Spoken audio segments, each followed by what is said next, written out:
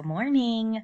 Before we get started with today's new math lesson, I want to take a moment just to review some of the important vocabulary words that we learned last week when we started learning about fractions. So the word fraction is a word that you're obviously going to hear a lot as we keep going through our unit, and a fraction is a part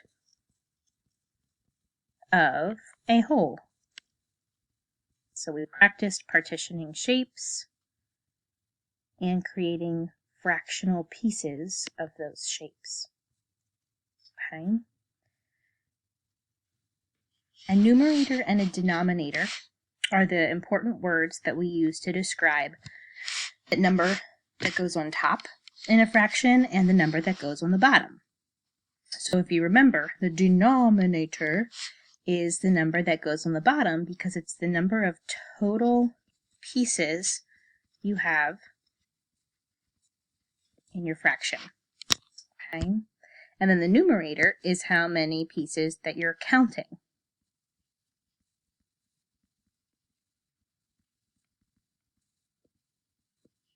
So, if I had broken my shape here into 5 equal pieces, my denominator would automatically be a 5 because there's 5 total. And if I wanted to know the fraction that is shaded, then that means I'm counting the shaded pieces. So my fraction would be 2 over 5 or 2/5. Okay, so keep that in mind for today.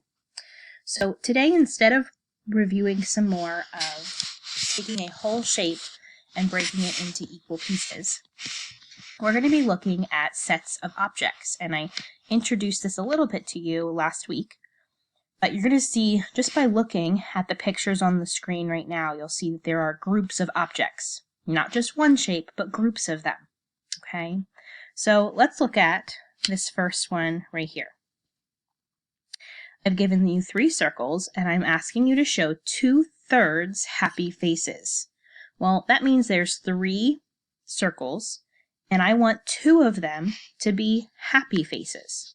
So I can pick any 2 that I want and create happy faces. Okay.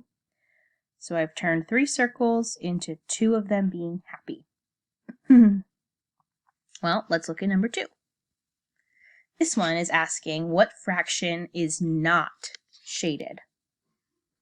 Okay, so if I look at my shapes there, I see 1 is white, 3 are shaded. So if it's not shaded, and that's the ones that I am counting, this is the one right here that I need to look at. So again, my denominator is how many total pieces I have. Well, I see that there are 4 rectangles. And out of those 4, there is only 1 that is not shaded. Okay. Question 3. We've got some snails. Some are shaded in, some are not. So my question for you is, what fraction is shaded? So what fraction are shaded? Again, I always start with the denominator, counting up how many total there are. So you can even use this counting method to help you. There are 8 snails, and I can see that my first 3 are shaded. So my fraction would be 3 out of 8, or 3/8. Okay? And then finally, we've got some triangles, and I'm asking you to make 4 out of 5 green. So out of those 5, 4 of them need to be turned green. It doesn't matter which 4. 1, 2, 3, and 4. As long as 4/5 are green, then we have done the question correctly. Okay?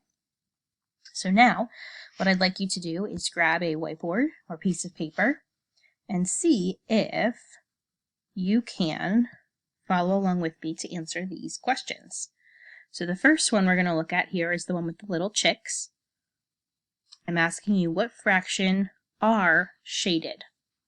So see if you can write that fraction on your whiteboard or piece of paper, and then you can check here in just a moment. So, thinking of your denominator, make that the total number. The number on top should be how many are shaded. So I see that there are 5 chicks total, and there are 1, 2, 3 that are shaded. So 3/5 or 3 out of 5 are shaded. Okay, give yourself a star if you have that one correct. Move on to question 2. Show 6 shaded. So for this one, you need to decide on a shape that you are drawing 6 times and show me 6 out of the 6 shaded. So our pictures may look a little bit different here. But you choose a shape. Show 6 out of 6 shaded. I'll give you a moment for that one. I think I'm going to go with squares on this one.